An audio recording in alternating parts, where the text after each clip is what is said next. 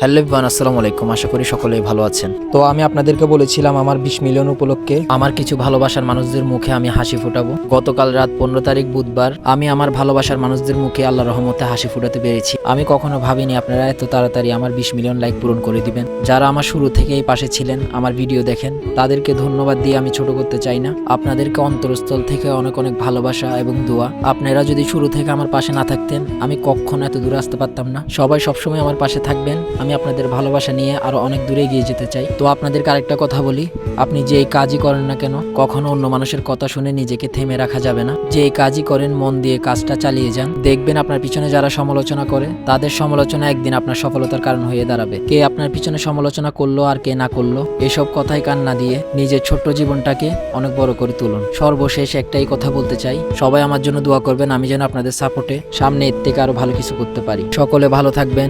আল্লাহ হাফেজ। আসসালামু আলাইকুম।